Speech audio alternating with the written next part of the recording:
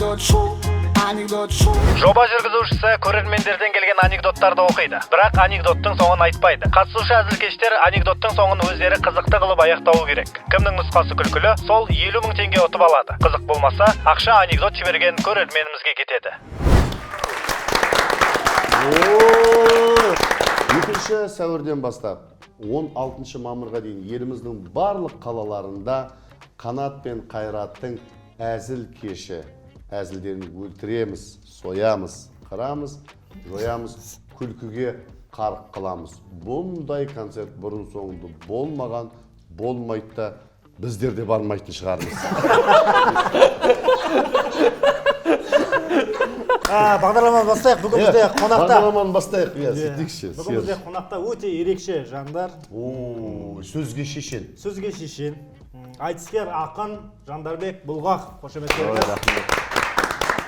Және де айтыскер ақын Сырым Әуезхан. Қошеметтеріңіз.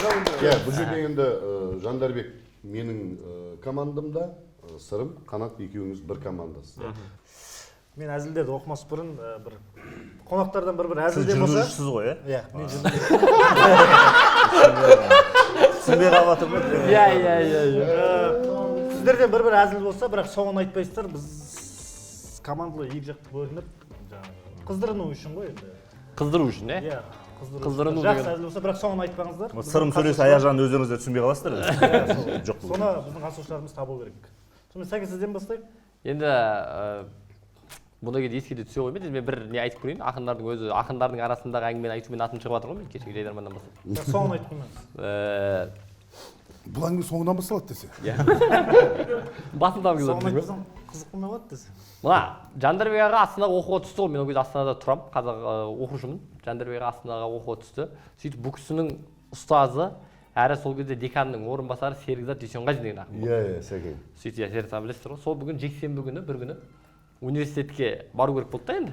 Сол енді жексенбі күні бір шаруамен баратын болып, Серікзат аға өзі тез жүреді ғой, тез жүріп ана университетке кіріп кетті. А бұлар енді алғаш бірінші курс болып барған, қасында Мейіржан Әлібек деген ақын досы бар, екеуі бүйтіп ырғатылып жеткенше Серікзат кіріп кеткен ғой. Сөйтіп кірсе бұлар охранник күтіп отыр дейді жаңағы ше. Кірмейсіңдер деп. Қалай кірмейміз? Бұл жерде Жандарбек аға мінезге салған ғой. Мен Талдықорғаннан келіп тұрмын, деканның орынбасарының інісімін мен. Қазір мен звондаймын деп. Кімге звондасаң оған звонда кірмейсің деп сөйтіп Жандарбек аға телефонды алып, громкоговорителді қосып звондаған ғой. Сол кезде Серікзат аға не деген? Серікзат аға не деген? Мен мысалы біліп отырмын не деген. Сен білесің, иә, онда мен шығып кетейін іздеп көрейін. Онда шын жауабын естейік деп бір ерініп отырсаң. Бұл онда екеумізге... Сәкең сөз ғой, громкіде не деген ал? Громкідан Сәкен айтқан, мен қазір сөйлеймін, сол кезде менің даусым қатты шыға ма? Онда сіздер громкоговоритель қойып тыңдап отырсыңдар. Деп айтқан жоқ па? Серікзат аға, мен кіргізбей тұр ма? Өзімде зорға кірдім ма? Серікзат аға, мыналар мені кіргізбей тұр түседі, да? Оны ат жағынан кірсеңдерші. Жоқ па? Айтты ғой, қамекең айтты ғой. Не алды еді? Қайсы? Не алды еді? Звондайды ғой. Жүрді саған айтсаңыз, кіргізбей тұр жаңағы. Өй, кетіңдер кетіп, өзім қашып көрдім деген ғой. Өзім зорға кірдім. Өзім зорға кірдім. Сондай тарихи оқиғалар болған басында. Қазақша анекдот шоу. Олай болса, бәйгемізді бастайық. Додамызда. Сонымен бірінші әзіл, енді жасы 90-нан асқан бір атамыз үйінде енді жан тапсырайын деп жатып, жаймен айналасында бала шағасы отырған, сонымен бәйбішем қасымда ма деп сұраған. Бәйбішесі, иә, қасыңдамын жаным, қасыңдамын деп. Үлкен балам қасымда ма деп. Папа қасыңыздамын, ортаншы балам қасымда ма деп сұрайды. Ортаншы баласы, әке қасымдамын, кіші балам қасымда ма дейді. Сосын айтады, кіші баласы, иә, әке, бәрі осында, не айтқыңыз келіп тұр десе, атамыз бірдеңе деген, сол әзілдің соңы. Міне. Жан тапсырайын деп жатыр. Жанұям, Қасыңдамын. Сиыр келді ғой, мен шетінеп барамын десе. Әке, не болды айтыңыз десе, бірдеңе деген болып тұр ғой. Әке, не болды айтыңыз дей ма? Әке, не болды? Бәріміз осындамыз деп тұр ғой. Мал келді ғой шықпайсыңдар ма десе. өліп баратып па? Мал келді. Бәрің осындасыңдар ма? Иә, әке. А, Мал келді итке- ғой, шықпайсыңдар ма дейтін. Итке тамақ беріңдерші дейтін ба? Итке тамақ беріңдерші. Есікті жақтыңдар ма десе. Иә, есік жаттыңдар ма? бәйбішем қасымдасың ба, иә. Үлкен балам қасымдасың ба, иә. Ортаншы, кіші қасымдасың ба, иә. Битсе егер Енді бәйбішем қасымда ма? қасымда емессің деді. Фук деп жаны шығып кетті. Бәйбіше қасымдасың ба? Иә дейді. Үлкен балам қасымдасың ба? Иә дейді. Ортаншы балам қасымдасың ба? Иә дейді. Кіші балам қасымдасың ба? Иә дейді. Жүріңдер кеттік десе. Жолға айтып. Бәріміз біріміз үшін десе. Бәріміз бірге өлейік дейсің да? Бәйбіше, бала, бәрін қасымдасың ба, иә. Мен қазір жанын тапсырам, ертең орындап келіңдер. Ол үй тапсырмас екен ғой. Үй тапсырмас екен, шатасып кеттің, кешір деп өліп қалса. Бәйбіше қасымдасың ба? Иә деп. Үлкен ұлым қасымдасың ба? Иә. Ортаншы ұл қасымдасың ба? Кіші ұлым қасымдасың ба? Иә деп. Жақсы болды ғой түнде жалғыз жатуға қорқамын десе. Осындай да нұсқалар бар. Әдемі, бұл разогрев. Аха, әдемі кетіп отыр. Күлгендей болсаңыздаршы. В общем, атамыз жан тапсырайын деп жатып, бүкіл отбасын жинап, Қасымдасың ба, бәйбішем қасымдасың ба, ортаншы балам қасымдасың ба, үлкен балам қасымдасың ба, кіші балам, бәрің осындасыңдар ма дейді. Иә, әке, бәріміз осындамыз десе, залдың цветі неге жағып кеткенсіңдер деген әзілдің өзінің түп нұсқасы. Бірақ енді бұл жерде сырымда да ұқсас нұсқа болды. Сиыр Иә, ұқсайды. сиырдығым бар. кетеміз бәріміз, дайындалыңдар дейтін. Жоқ, ұқсайды. Күшті ғой? Мен бірден жаңағыдай бір жақты жеңдірмей 25-25 мыңнан екі жаққа бөліп берсем. Енді түп нұсқаны да былай тауып қойдық қой, жанама нұсқалары болсын. Жанамасы болсын. Иә. Сол себепті де 25 мыңнан Жарайды. біздер.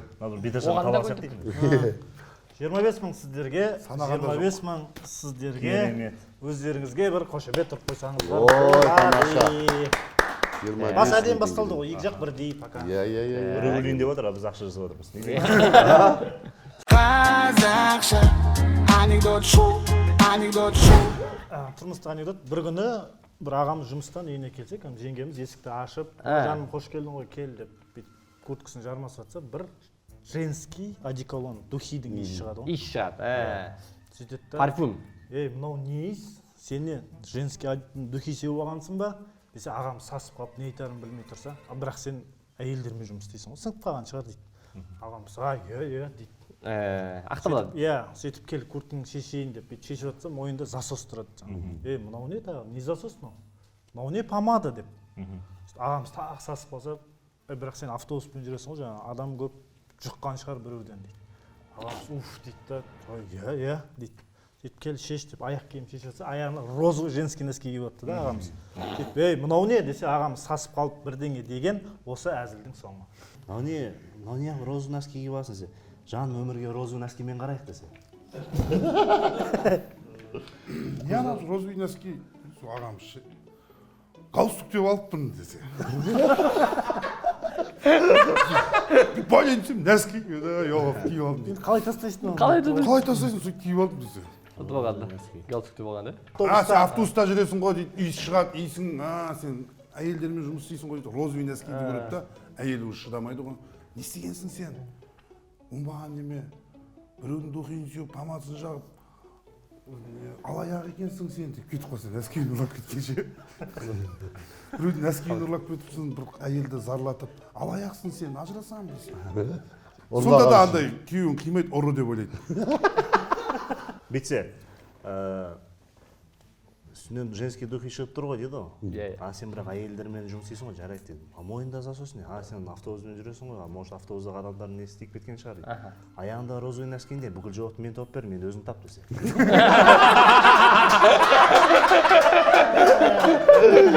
Сен банда бір ақтап алдың, өзің ақтап алдың. Бүкіл жауапты өзің тап. Еркек болсаң бір жауап айтшы, пожалуйста, бәріміз саған арқа сүйеп отырмыз десе.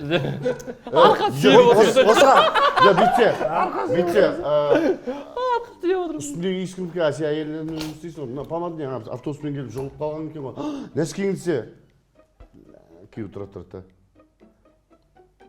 Айнұр, Жәмила ұсталып қалдық, шынында, айтыңдар десе.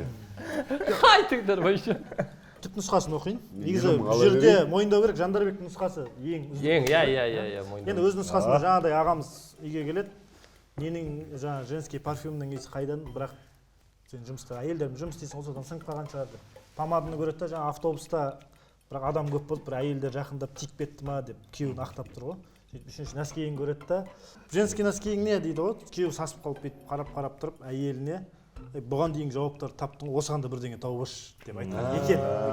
Негізі өзі анекдоттар жақсы, бірақ Жандарбектікі Ақа сүйейтін дейтін вообще. қызығырақ. Жеу болды, иә. Мен алдым 50 мың теңге. Уже алып алдыңыздар ма? Қарсыластарыңызға бір қошемет айтып қойсаңыздар. қазақша анекдот шоу, анекдот шоу. Басында негізі мен сырым менің командам болады деген кезде Жандарбек мен болайыншы деп айтқаным дұрыс болған екен.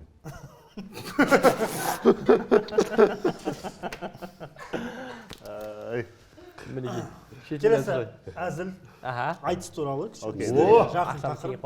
Айтыс енді сіздердің таза күре тамырларыңыз ғой енді. Ал енді Шай ішіп қана жерде. Екі ақын айтысып отқан ғой. Сөйтіп бір ақын енді андай жаттап шығатын ақын болып тұр ғой енді. Сол бүкіл заготовкасын ұмытып қалған ғой. Сөйтіп ана ответ айтайын деп есіне түспейді. Домбыраны тартып бір 5 минуттай отырып қалған ғой просто. Сөйтсе екінші ақын қарсыласы қарап отырып бірдеңе айтқан. Сол ақынның жауабы әзілдің соңы. Қай, ана айтқандікі ма, или айтқандікі ма? Жоқ, тартып отырып қалғанға. Рас тартып отқан ба? Ана беткен ғой. Бұл қандай күй деген ба? 5 минут. Бір ақын домбыраны 5 минут тартып отқан ғой. Қарсыласы күтіп отыр. Тәте не болды деген ғой.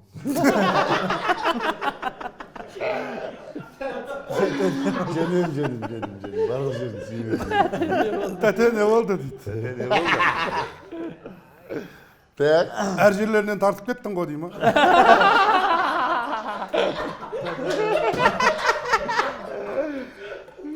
Жақсы. 5 минут дейін болса да алып қалайық деп әйтеуір. Үндемей қалады да 5 минутта шертіп отырады. Соған қарсыласы айтады ғой. Ал қыз жібектің несі ғой продюсер. Тартып отырады. Келесі ағын тұр. Еркем айтаршы дейді.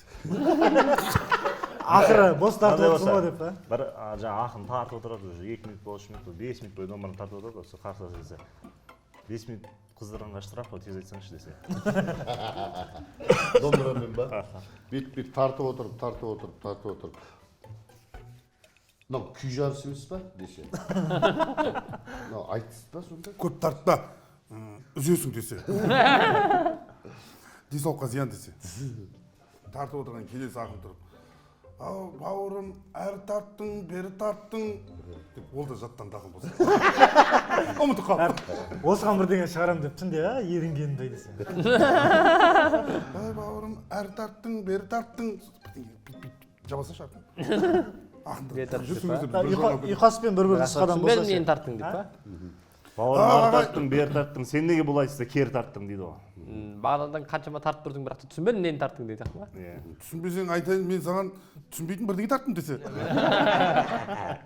Сен түсінбесін деп. Қысқа ма? Сен түсінбесін деп. Сен түсінбесін деп. Каспетке шығып келейші десе. Тарттап отырады, келесі ақын тұрып. Кім шаршысаң мен тартайын десе. Шаршаған жүрсің ба, мен тартайын ба? Мен тартайын. Кезек тартып жарты сағатта бітіріп тастаймыз десе.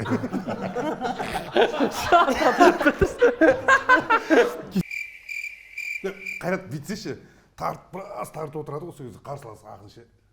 Ойың түсіндім десе. Не айтасың дегенім? Ойың түсіндім десе. Соған жауап берейін десе.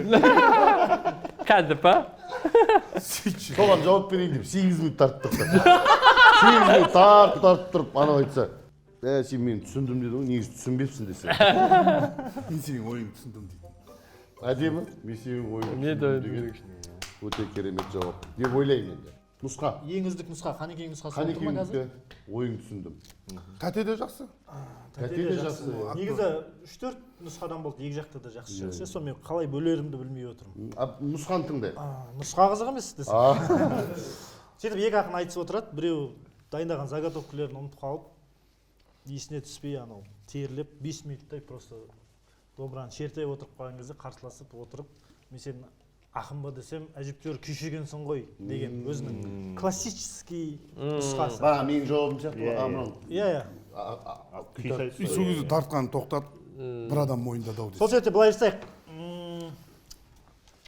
25 мыңнан бересің бе? 25 Санап мыңнан. берші, санап. Екі командаға өз-өздеріңізге бір қошемет ұрып қойыңыздаршы.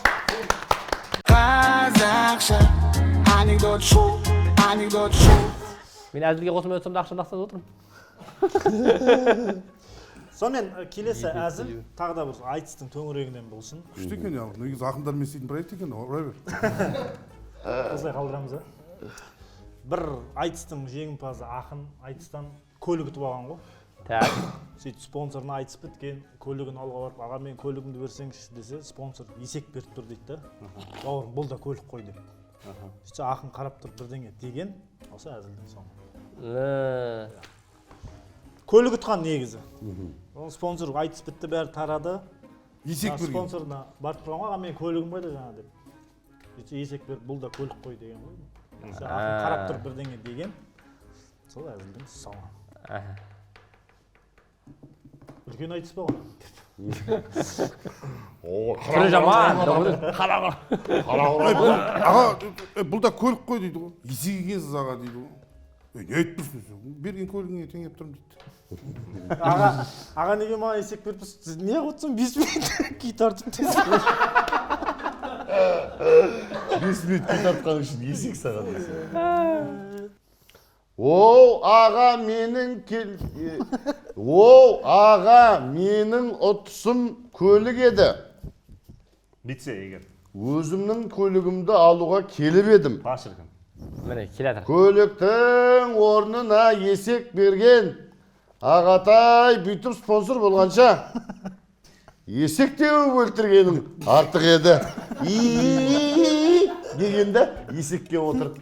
Я какой коняк, какой өлең айтып кетті.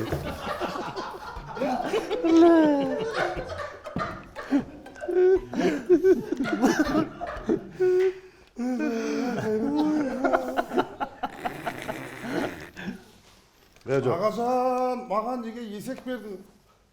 Көлік деп бітсін шығарған ғой басы. Есек алтында яқынсың.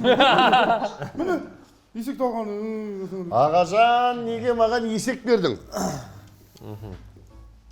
Менің алайын дегенім есек педі.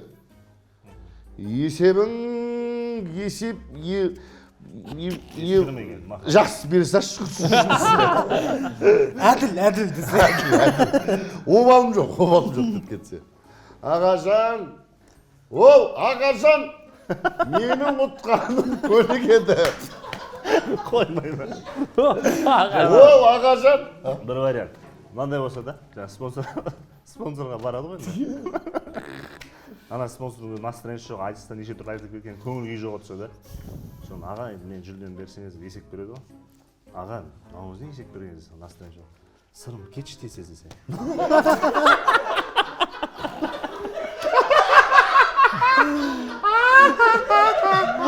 Спонсор жан, есегіңді көтіреді. Ондай есекті көргенім жоқ, бұрын соңды.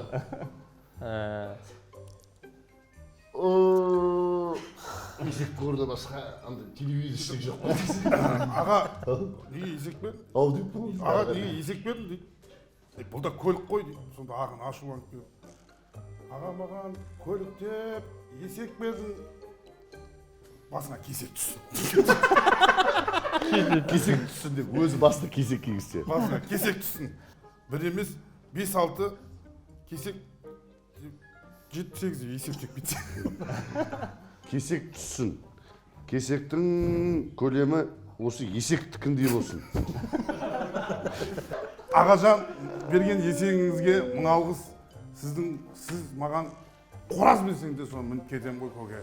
Рахмет, ризам дейді. Сонда спонсор ағасы риза болып. Тағы бір есек берсең. Екі жақта да жақсы жауаптар болды.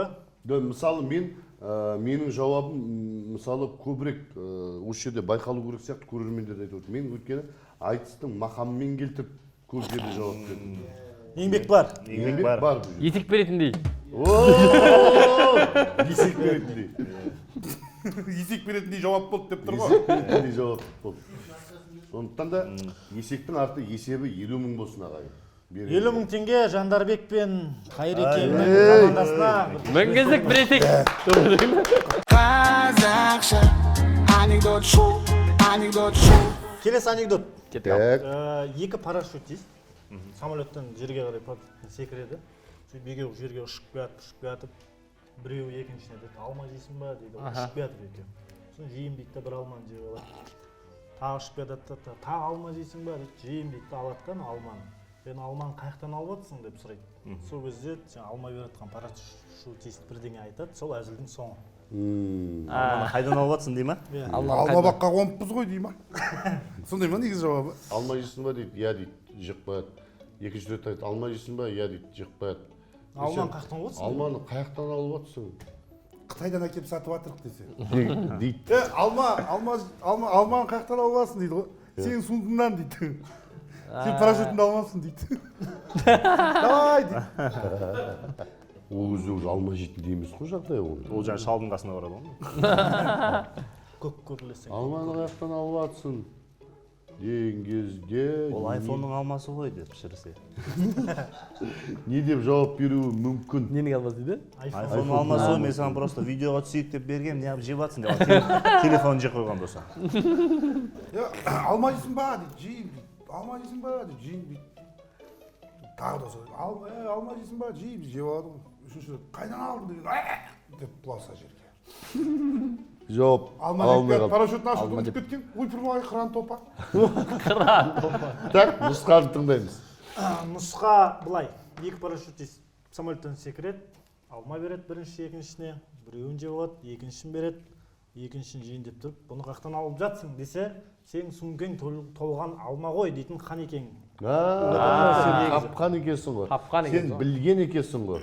Сізде күлкілі емес екен. Жоқ, негізі Ақшаларды санап алып отыр. 50 мың теңге Сырым мен Қанекеңнің командасына. Қазақша анекдот шу, анекдот шу. Сонымен кішігірім Бағаламайтын саяси әзіл болсын.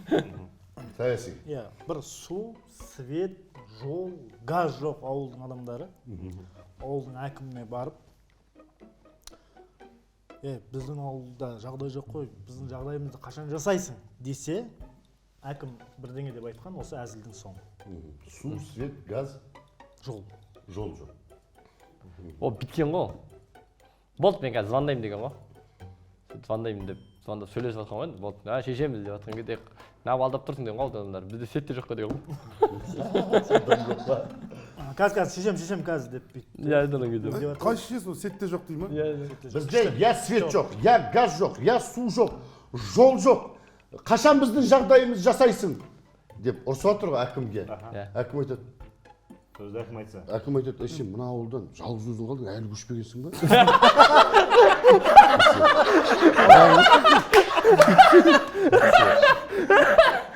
Мен мал іздеп жүрген адаммын. Мен әкім емеспін. Бір екі құнаным жоғалған, сол Құнаным ма ше? Сен әлі көшпедің. сен әлі көшпегенсің ба? Біздің ауылда неге свет жоқ, неге газ жоқ, я су жоқ, я асфальт жоқ. Сен әкім бейсің ба? Неге жоқ мыналардың бәрі дейді ғой әкім.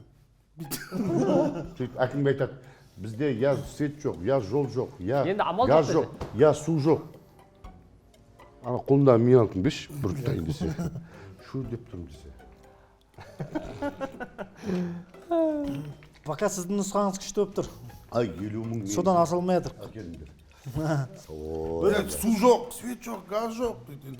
Жаңа, ондай қатты қызық емес, бере бер. Айтсаңыз. Ай, не, ағайын, уайымдамаңыздар, бәрі біртіндеп шешіліп жатыр. Мына жерде міне, көрдіңдер ма, мына стол бәрі келіп жатыр, свет қояйын деп жатыр. Керек емес, свет төлейтін ақша жоқ десе. 50 мың да жаңа балаға. Түпнұсқасын оқи салайын. Түпнұсқасы да қатты емес екен. Ауыл адамдар ашуланып, ауыл әкіміне барып, біздің ауылда я свет жоқ, я жол жоқ, су жоқ, біздің жағдайымыз қашан істейсің десе, әкім қарап тұрып, свет жоқ, жол жоқ, мені қалай тауып келдіңдер деп айтады дейді деген өзінің. Сендер 50 мың Негізі оқиғаның басы қызық болды. Сол себепте 50 мың теңге Жандарбек пен Қайрекеңнің командасына. Сонда бізде 200 мың теңге. 100 мың қалып қойыппыз. Қазақша анекдот шоу, анекдот шоу. Келесі әзіл соғыста тек 5 жыл бойы окопта жатқан бір атамыздан, соғыс біткен ғой, журналистер сұхбат алып, ата соғыс қалай болды десе, атамыз бірдеңе деген, сол әзілдің соңы. 5 жыл бойы окопта жатқан. 5 жыл бойы. Ну, фантастикалық әзіл ғой. Қиял ғажап. Ата соғыс қалай болды?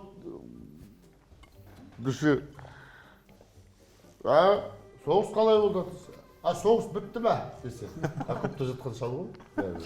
Ата соғыс қалай болды десе, ой, аза өтті десе. Аза өтті.